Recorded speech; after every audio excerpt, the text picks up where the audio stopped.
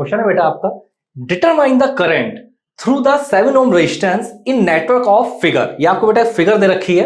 चलिए फिगर में आपको जूम करके बना रहा हूं। देखिए ये बेटा आपका रजिस्टर है, ये आपकी बैटरी। यहां पोलैरिटी का बेटा आपको बहुत ज्यादा ध्यान रखना है, ठीक है। फिर आपका रजिस्टर है,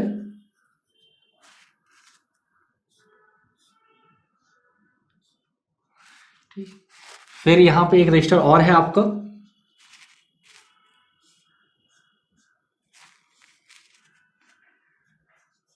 फिर आपका रजिस्टर आ गया,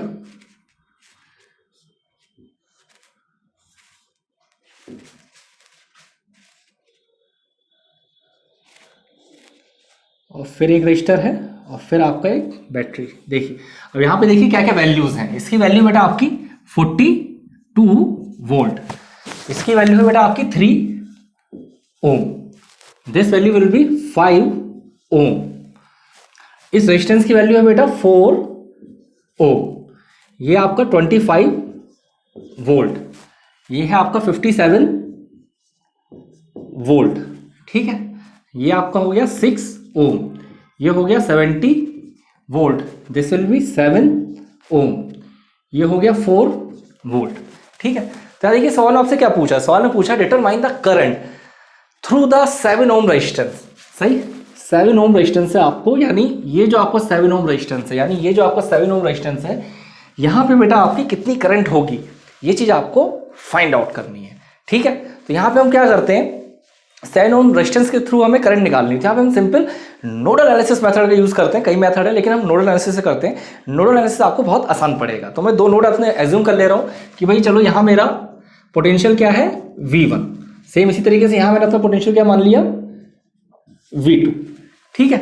तो एक V1 हो गया, एक मेरा V2 हो गया, सही है। तो ये मेरा मान लेते हैं जो V1 है, ये मेरा कौन सा हो गया, पहला नोड, सही, ये मेरा फर्स्ट नोड है, और ये जो है मेरा, ये है मेरा सेकंड नोड। तो एक बार मैं क्या करूंगा, एक बार मैं अपना जो केसीएल होगा नोड 1 पे अप्लाई कर लूंगा, और एक बार अपना केसीएल नोड 2 पे अप्लाई कर लूंगा, सही है। तो apply KCL eight node 1, apply KCL eight node 1। यहां मैं क्या कर रहा हूं, जो मेरा पहला नोड है, सही है, यहां पे मैं अपना केसीएल अप्लाई कर ले रहा हूं। तो देखिए क्या आएगा, ये पोटेंशियल क्या है V1, ओके, और ये है क्या 42, यानी माइनस का 42 डिवाइड बाय रेजिस्टेंस। रेजिस्टेंस कितना है, रेजिस्टेंस बेटा आपका 3, ठीक है। तो ये हो गया।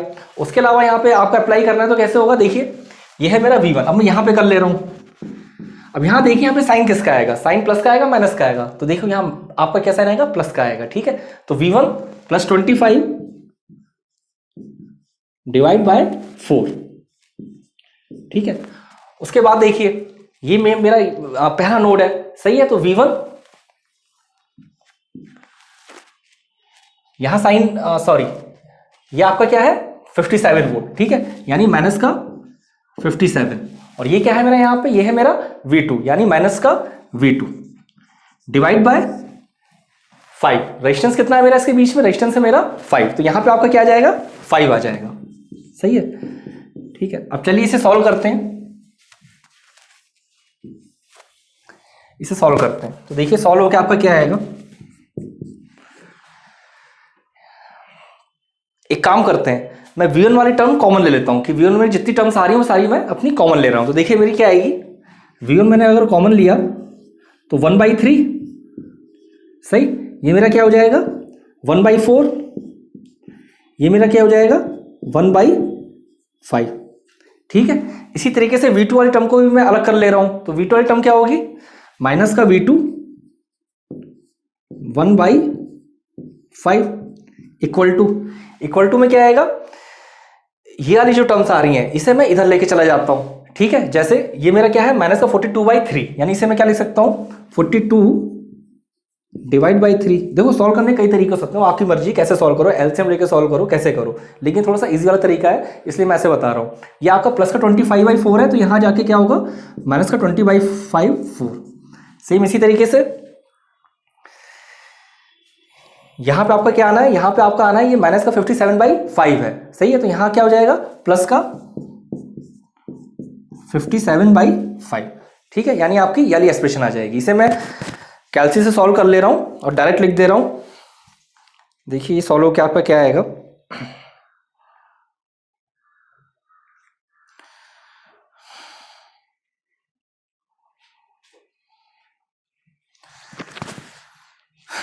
One by three plus 1/4 plus 1/5 equal to, ये आपका सॉल्व क्या आएगा बेटा, 0.7833V1।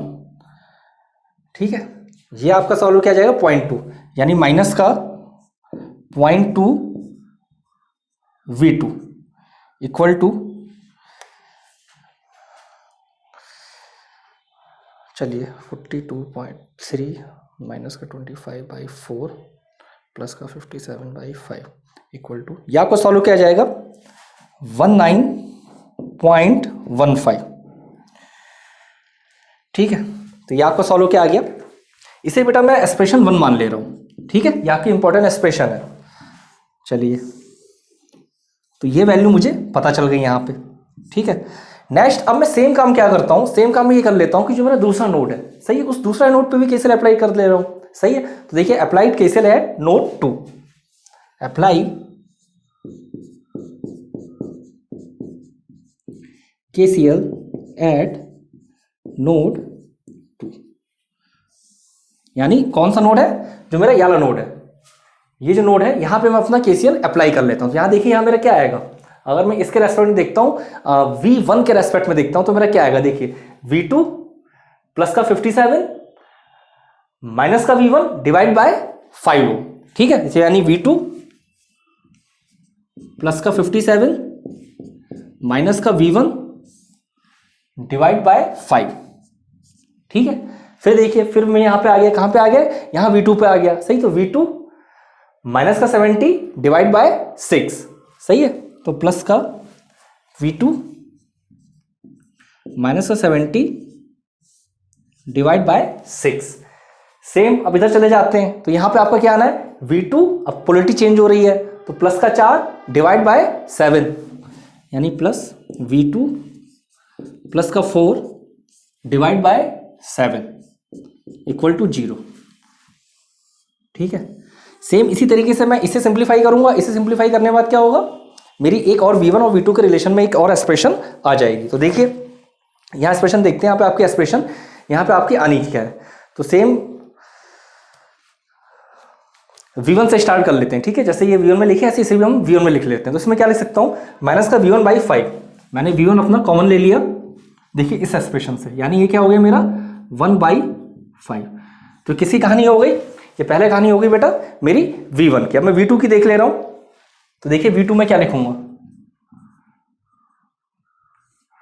V2 में क्या लिख सकते हैं, देखिए यहां से स्टार्ट करते हैं। तो पहला क्या है, V2 डिवाइड बाय 5, यानी मैं क्या लिख सकता हूं 1/5। ठीक है, उसके बाद देखिए ये क्या है मेरा V2 डिवाइड बाय 6, यानी मैं क्या लिख सकता हूं 1/6 प्लस का 1/6। उसके बाद बात करते हैं यहां क्या लिख सकता हूं V2 डिवाइड बाय 7, यानी प्लस का 1/7। ठीक है, उसके अलावा यहां पे मेरे क्या क्या चीजें बची हैं वो चीज देख ले रहे हैं। जैसे मेरा बचा है प्लस का 57 डिवाइड बाय 5, तो इधर जाके क्या हो जाएगा माइनस का, देखो मैं आपसे फिर से कह रहा हूं कि कैलकुलेशन आपकी मर्जी कैसे करिए, लेकिन ये थोड़ी सी आसान कैलकुलेशन होती है, इस तरीके से ऐसा कर रहा हूं।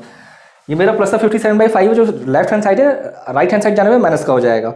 उसके अलावा माइनस का 70/6 लिखा है, उधर जाएगा तो क्या होगा, उधर जाके आपका हो जाएगा प्लस का 70/6। सेम यहां आपका लिखा है प्लस का 4/7 लेफ्ट हैंड साइड में, तो जब राइट हैंड साइड में जाएगा तो क्या हो जाएगा माइनस का 4/7। ठीक है,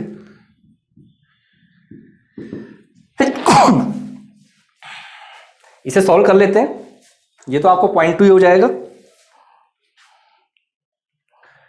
ये तो 0.2 हो जाएगा, तो इसे डायरेक्ट मैं लिख दे रहा हूं माइनस का 0.2 V1 प्लस, ये सॉल्व कर ले रहे हैं 1/5 प्लस का 1/6 प्लस का 1/7 इक्वल टू, ये आपका सॉल्व क्या आएगा 0.5095 V2 इक्वल टू, इसे सॉल्व कर ले रहे हैं, माइनस का 57 डिवाइड बाय 5 प्लस का 70 डिवाइड बाय 6 माइनस का 4/7 इक्वल टू, ये सॉल्व क्या आपका आएगा माइनस का 0.3047। बेटा कैलकुलेशन आप भी एक बार करके देखिएगा, ठीक है। ये सही, इस एक्सप्रेशन को क्या है, इस एक्सप्रेशन को मैं मान ले रहा हूं ये मेरी सेकंड एक्सप्रेशन है, यानी आपके पास बेटा दो एक्सप्रेशन आ गई जो आपने केसीएल अप्लाई करा है। एक एक्सप्रेशन आपकी ये आ गई और एक एक्सप्रेशन आपकी बेटा ये हो गई, सही है। अब इन दोनों को सॉल्व करो, एक तो ये एक्सप्रेशन हो गई आपकी, एक एक्सप्रेशन ये हो गई, तो मैं डायरेक्ट कैलसी से सॉल्व कर ले रहा हूं फ्रॉम इक्वेशन 1 एंड इक्वेशन 2, सही है। तो देखते हैं क्या आएगा आपका 0.7833 V1 माइनस का 0.2 V2 इक्वल टू 1915। सेकंड क्या है, माइनस का 0.2 V1 प्लस का 0.5095 V1 माइनस का 0.3047। यहाँ से बेटा आपकी डायरेक्ट सॉल्व क्या आएगा आपको, लेकिन एग्जाम में कैलसी नहीं है तो आपको डायरेक्ट सॉल्व करना है। V1 27 वोल्ट और V2 आपका क्या आएगा 10 वोल्ट, ठीक है, ठीक है। तो ये आपकी दो एक्सप्रेशन आ गई। अब सॉरी दो वैल्यूज आ गई, लेकिन आपको बेटा क्या फाइंड आउट करना था, आपको फाइंड आउट करना था कि 7 ओम रेजिस्टेंस में कितनी करंट फ्लो कर रही है, ये आपके लिए इंपॉर्टेंट था, सही है। तो यहां देखिए current through 7 ohm resistor is current through 7 ohm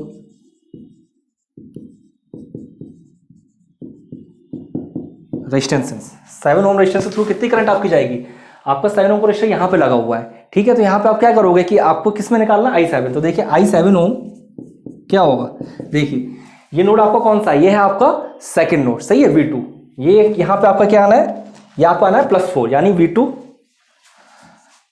plus का 4 divide by 7, V2 +4 divide by 7।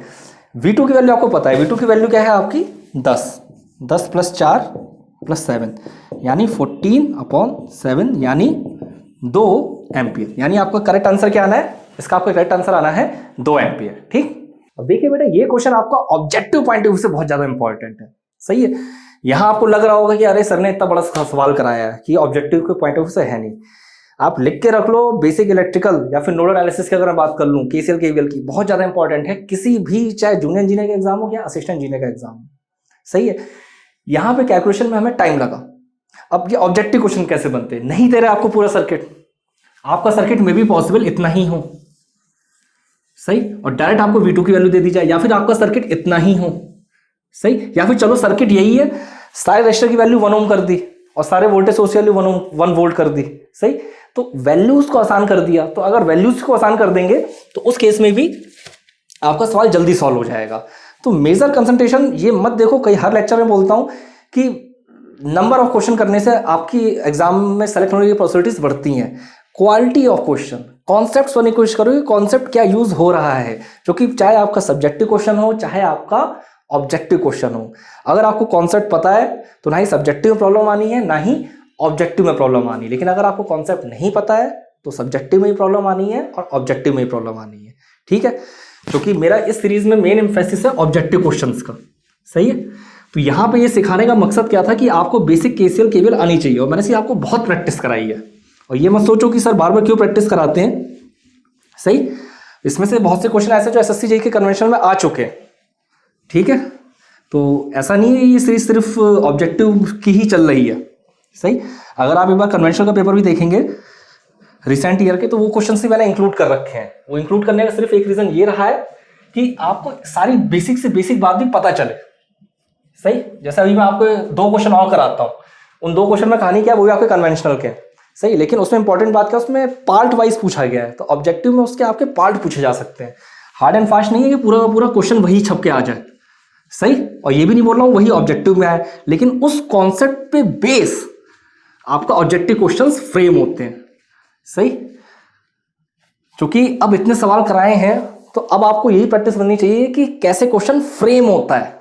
जिस दिन आपको क्वेश्चन फ्रेम करना आ गया किसी टॉपिक को पढ़ के कि हाँ भाई इस तरीके से इसमें इतने क्वेश्चंस फ्रेम हो सकते हैं, फ्रेम होने मतलब क्या, क्वेश्चन आपके बन सकते हैं, सही। उस दिन आप एक स्टेप और ऊपर पहुंच जाओगे, सही। क्योंकि यहां तो आपकी प्रैक्टिस चली रही है, ठीक है। चलिए नेक्स्ट क्वेश्चन देखते हैं। Genic Prime is the new features by Genic Education where you will get 450 plus video series questions explanation, Prime Facebook group for doubt solving, assignments, live sessions and many more. If you are interested then visit website and join quickly. For any query call on 9837933283. Question है बेटा, the number of turns in two coupled coils is 600 and 1700 यानी 1700 respectively. When a current of 6 ampere flows in second coil, the total magnetic flux produced in the coil is 0.8 milliweber and flux that links with the first coil is only 0.5 milliweber. Calculate. First part है the self inductance of two coils और second part है the coefficient of mutual inductance. Third part है the coefficient of coupling. Repeat कर रहा हूं question. The number of turns in two coupled coils is 600 and 1700 1700 respectively. When a current of 6 ampere flows in second coil, the total magnetic flux produced in the coil is 0.8 milliweber and flux that links with the first coil is only 0.5 milliweber. Calculate. First part है the self inductance of two coils, second part है the coefficient of mutual inductance, third part है आपका the coefficient of coupling. तो देखिए सवाल को solve करने में सबसे इंपॉर्टेंट पार्ट क्या है, सवाल की लैंग्वेज को बहुत ध्यान से पढ़ना है. देखिए नंबर ऑफ टर्न्स की बात कर रहे हैं, सही है. नंबर ऑफ टर्न्स देखिए टू कपल्ड कॉइल्स की बात हो रही है. वो क्या है बेटा आपका, एक में है आपका 600 और दूसरी में है आपका 1700, सही. 600 1700 रेस्पेक्टिवली.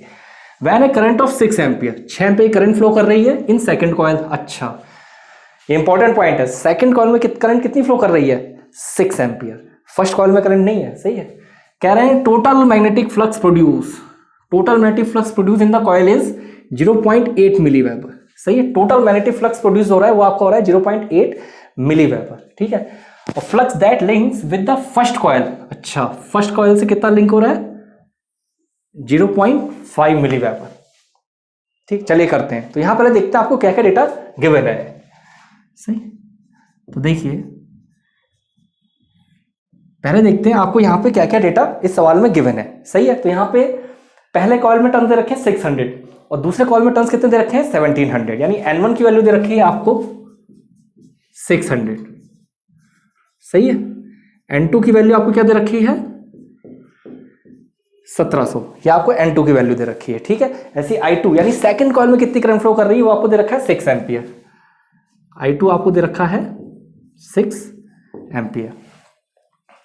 सेम अगर मैं बात करूं फ्लक्स की, सही है. तो यहां पे टोटल फ्लक्स को मैं 5 से रिप्रेजेंट कर दे रहा हूं. टोटल फ्लक्स दे रखा है 0.8 मिलीवेबर, यानी 5, चलिए मैं यही लिख दे रहा हूं. 5 आपको क्या दे रखा है 0.8 मिलीवेबर.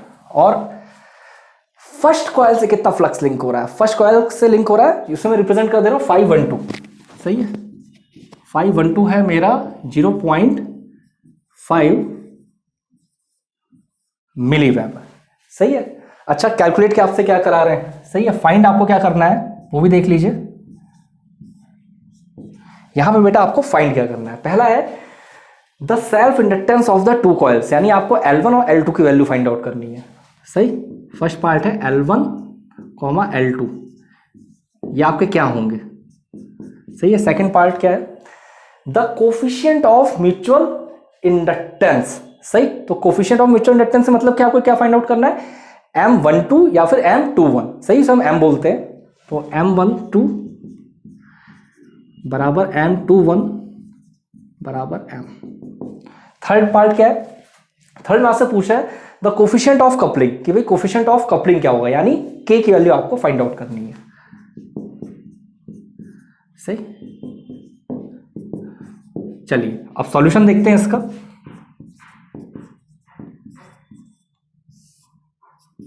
इसका बेटा सॉल्यूशन क्या है, बढ़िया सवाल है आपका, ठीक है।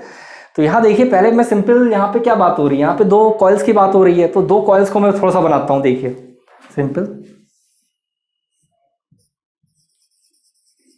एक कॉइल्स आपकी बेटा ये हो गई, ठीक है, ये आपकी एक कॉइल हो गई।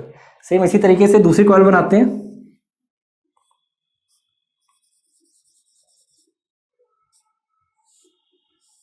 ये आपकी दूसरी कॉइल हो गई, ठीक है। पहली वाली कॉइल में करंट में मान ले रहा हूं I1, ये मेरी पहली कॉइल है, सही है। तो यहां मेरी करंट क्या जा रही है, I1 जा रही है, सेम ठीक। इसी तरीके से मैं दूसरी वाली कॉइल में करंट मान ले रहा हूं I2,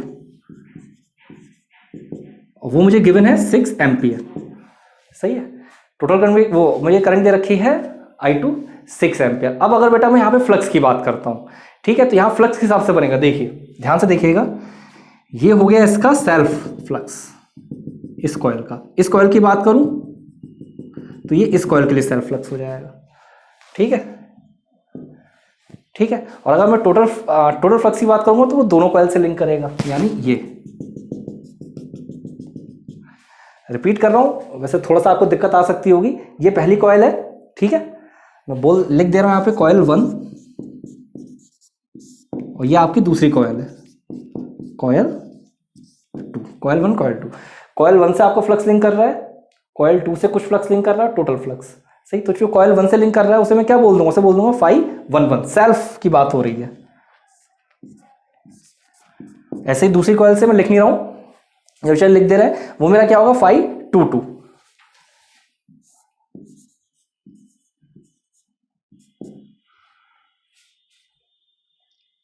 ठीक है। जो दूसरी कॉइल से मेरा लिंक हो रहा है वो क्या होगा मेरा φ22, ठीक है। अब यहाँ पे देखिए, अब मैं यहाँ से क्या बोल रहा हूँ। अच्छा एक बात और है, जो मेरी φ22 की वैल्यू होगी, ऑब्वियस सी बात है क्या होगी, जो मेरी φ22 की वैल्यू होगी वो होगी 0.8 मिली वेबर।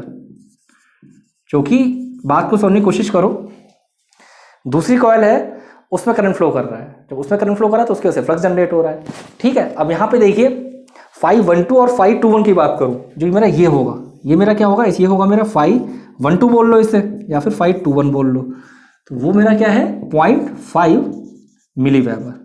तो डायग्राम में आपको कोई दिक्कत नहीं आनी चाहिए, ठीक है। अब मैं एक एक करके सवाल सॉल्व करना स्टार्ट करता हूँ, सही है। तो अगर मैं L1 की बात करूँ, सही, तो L1 मेरा क्या होगा, L1 यानी पहली वाली कॉइल का सेल्फ इंडक्टेंस, वो मेरा सिंपल होगा N φ11 अपॉन I1। L1 होगा मेरा N1 φ11 I1, लेकिन मुझे I1 की वैल्यू नहीं पता है। तो जब मुझे I1 की वैल्यू नहीं पता है तो वो वैल्यू मैं फाइंड आउट नहीं कर सकता, ठीक है। तो वो वैल्यू फाइंड आउट नहीं कर सकता, तो यानी अब मैं क्या करता हूं, L2 की वैल्यू क्या होगी, L2 होगा मेरा N2 φ22 अपॉन I2। L2 क्या होगा, N2 φ22 अपॉन I2, ठीक है। तो यहां पे अब मैं सारी वैल्यू फाइंड आउट करता हूं। मुझे N2 यानी सेकंड कॉइल में नंबर ऑफ टर्न्स पता है, φ22 मुझे इसकी वैल्यू भी पता है, I2 6 एम्पियर मुझे ये वैल्यू भी पता है। तो यानी मैं अपने सेकंड कॉइल का सेल्फ इंडक्टेंस इजीली निकाल सकता हूं। तो देखिए L2 क्या होगा मेरा, अगर मैं N2 की बात करता हूं तो N2 कितना था, N2 था मेरा 1700, सही है। φ22 की बात कर लेते हैं, तो φ22 मुझे क्या दे रखा है 0.8 मिली वेबर, सही। तो 0.8 मिली वेबर को मैं वेबर में कन्वर्ट कर लेता हूं, तो 0.8 इंटू 10⁻³ डिवाइड बाय I2 मुझे क्या दे रखा है 6 एम्पियर, ठीक है। तो चलिए इसे सॉल्व करते हैं, देखते हैं सॉल्व होकर आपको क्या आता है।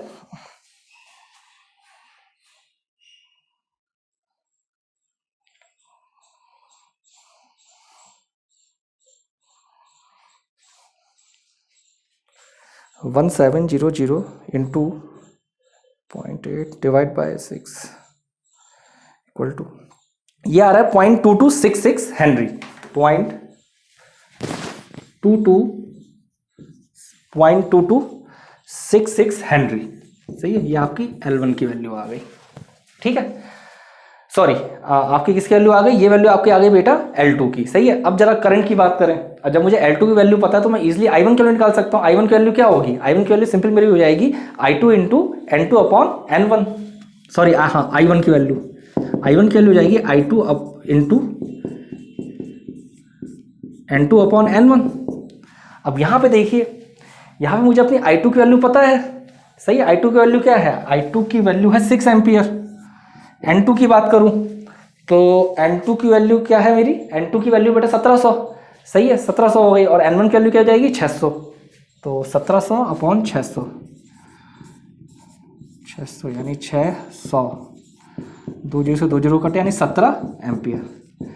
यानी मेरी I1 की वैल्यू क्या हो गई, I1 की वैल्यू हो गई 17 एम्पियर। यानी डायरेक्ट अब मैं L1 की वैल्यू निकाल सकता हूँ। तो देखिए L1 की वैल्यू क्या आएगी, इसलिए N1 की वैल्यू देखो, L1 का मैंने फॉर्मूला लिखा था N1, तो N1 क्या है मेरा, N1 है मेरा 600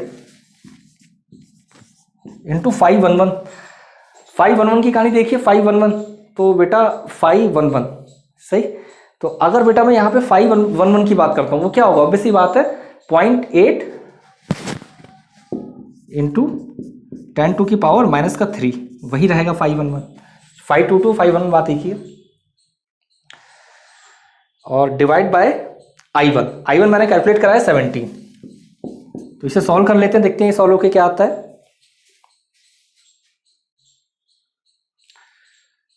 600.8 अपॉन 17 इक्वल टू, ये सॉल्व होके आएगा आपका बेटा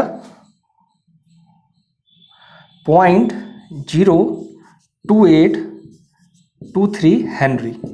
ठीक है, ये वैल्यू किसकी आएगी आपकी, ये वैल्यू आपकी आएगी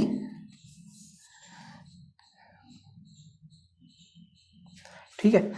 नेक्स्ट चलो, पहला पार्ट हो गया। सेकंड पार्ट में क्या पूछ रहे थे, the coefficient of mutual inductance, सही है। यानी M12 M21 और M, देखो M की वैल्यू क्या होगी, अगर मैं M12 बराबर M21